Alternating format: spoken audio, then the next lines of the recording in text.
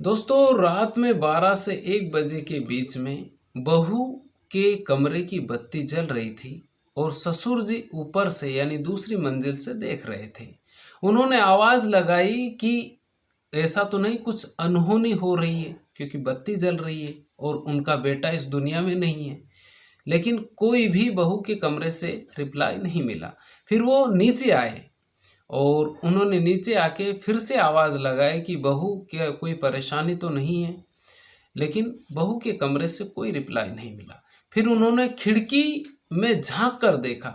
जो खिड़की में उन्होंने झांक कर देखा तो उन्होंने देखा कि उनकी बहू के तन पर एक भी कपड़ा नहीं है। और बहू ने पलटकर जो जवाब दिया उससे बहू और ससुर के रिश्ते पर क्या असर हुआ। नमस्कार, मेरा नाम है मोहन अहिरवार और आप देख रहे हैं खबर तमारे इंडिया का यूट्यूब चैनल। दोस्तों, आज की जो सच्ची कहानी मैं आपको सुनाने जा रहा हूँ ये राजस्थान के भरतपुर जिले की। भरतपुर जिले के चिकसाना थाना क्षेत्र के ग्राम नोह में एक परिवार रहा करता था। उस परिवार के मुखिया का नाम था हरि प्रसाद शर्मा। हरि प्रसाद शर्मा और उनका बेटा जिसका नाम पवन शर्मा और उनकी बहू। पवन की उन्होंने शादी की साल 2015 में। साल 2015 में पवन की शादी होने के बाद में उत्तर प्रदेश में पवन की शादी हुई और उनकी बहू को वो लेकर आए। और 2015 से 2022 के बीच में पवन शर्मा और उनकी जो पत्नी काफ़ी ज़्यादा खुशहाल उनका परिवार रहा। इस बीच में 2 बच्चे उनके हुए और परिवार में किसी तरह की कोई परेशानी नहीं, क्योंकि हरि प्रसाद शर्मा जी उस परिवार के मुखिया थे। अब साल बीच में कोरोना आ गया 2019 में। उस बीच में भी काफ़ी ज़्यादा परेशानियां हुई लोगों को। फिर 2020 आ गया, 20 में भी कोरोना रहा, 22 आ गया, 22 में कोरोना लगभग ख़त्म हो गया। लेकिन 29 मई 2022 को पवन शर्मा अचानक से घर से गायब हो जाता है। अब हरि प्रसाद शर्मा जी और उनके परिवार वाले और उनकी बहू सारे लोग मिलकर ढूंढते हैं, लेकिन कहीं पर भी पवन शर्मा का कोई पता नहीं चल पाता है। फिर 2-3 दिनों तक ये ढूंढते हैं। फिर 4 जून 2022 को पवन शर्मा की गुमशुदगी की रिपोर्ट दर्ज करवाते हैं हरि प्रसाद शर्मा जी कि उनका बेटा कहीं गायब हो गया है 29 मई 2022 से और कहीं भी पता नहीं चल पाता है। अब जब गुमशुदगी की रिपोर्ट दर्ज होती है तो पुलिस वाले भी छानबीन करते हैं, ढूंढने की कोशिश करते हैं, लेकिन पवन शर्मा का कहीं पर भी पता नहीं चल पाता है। अब पवन शर्मा की जानकारी जुटाते हैं पुलिस वाले। हरि प्रसाद शर्मा जी से भी पूछते हैं, उनकी बहू से भी पूछते हैं। जिस पे जो डाउट होता है वो सब कुछ पुलिस वाले करते हैं, लेकिन पवन शर्मा का कहीं पर भी पता नहीं चल पाता है। अब ऐसे में जून बीत गया, जुलाई बीत गया, अगस्त 2022 बीत गया, सितंबर बीत गया, अब आ गया अक्टूबर का महीना। यानी 5 महीने हो गए। 5 महीने में पुलिस वाले पवन शर्मा को नहीं ढूंढ पाए कि पवन शर्मा कहाँ है। अब 4 अक्टूबर 2022 को हरि प्रसाद शर्मा जी उनके घर पर ही सो रहे थे। अब रात में वो उठे तो उन्होंने देखा कि उनकी बहू की जो कमरे की जो बत्ती है वो जल रही है। उन्होंने सोचा कि ऐसा तो नहीं कोई अनहोनी है, तो उन्होंने आवाज़ लगाई कि बहू बहू, क्योंकि वो दूसरी मंजिल पे सो रहे थे, उनकी बहू नीचे के कमरे में सो रही थी, तो कोई आवाज़ नहीं आई। फिर वो नीचे उतर के आए तो उन्होंने फिर से आवाज़ लगाई, लेकिन फिर भी कोई रिप्लाई नहीं मिला। फिर उन्होंने खिड़की में झांक कर देखा। जब खिड़की में उन्होंने झांक कर देखा तो उन्होंने देखा कि उनकी बहू के तन पर एक भी कपड़ा नहीं है और उनकी बहू के साथ पड़ोस में रहने वाला भोला है। और दोनों को रंगरेलियां मनाते हुए उन्होंने आंखों से देखा। हरिप्रसाद शर्मा जी के पैरों तले जमीन खिसक गई। हरिप्रसाद शर्मा जी दूसरे ही दिन पुलिस थाने में जाते हैं और एक और एफआईआर दर्ज करवाते हैं, और वो डायरेक्ट उनकी बहू और जो भागेंद्र जो पड़ोसी था उनका, उसके ऊपर हत्या का उनके बेटे की जो हत्या का केस दर्ज करवा देते हैं कि इन्होंने ही उनके बेटे को मारा है।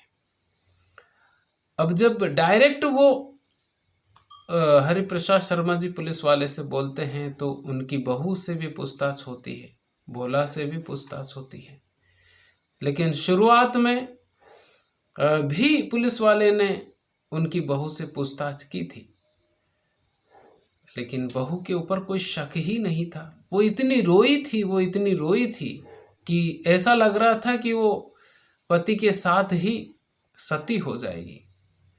अब पुलिस वालों को और किसी को डाउट ही नहीं हुआ। लेकिन जब पुलिस वालों ने असली रंग दिखाया उनकी बहू को और भोला यानी भागेंद्र को, तो फिर दोनों टूट गए। और उन्होंने जो कहानी सुनाई, फिर पूरे भरतपुर जिले में ये हुआ कि ऐसा भी हो सकता है।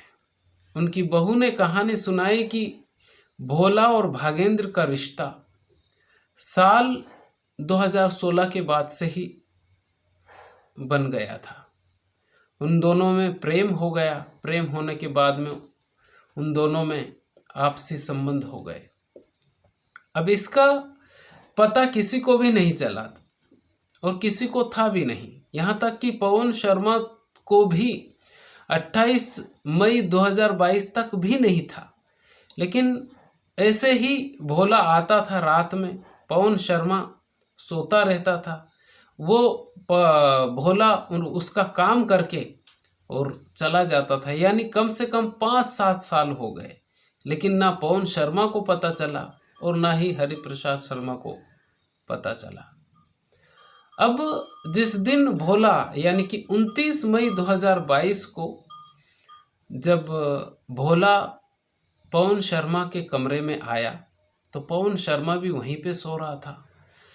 अब भोला और पवन शर्मा की बीवी दोनों रंगरेलियां मना रहे थे और उसी अंतराल में पवन शर्मा की नींद खुल गई। पवन शर्मा ने देखा कि उसकी वाइफ किसी दूसरे की बाहों में है और रंगरेलियां मना रही है। उसने दोनों को बोला और विरोध किया, लेकिन ये दोनों लगता है पहले से ही प्लान में थे। उस पवन शर्मा की बीवी ने उसका गला उसके दुपट्टे से दबा दिया और दबाने के बाद में इतना खींचा कि उसने वहीं पे दम तोड़ दिया पवन शर्मा ने।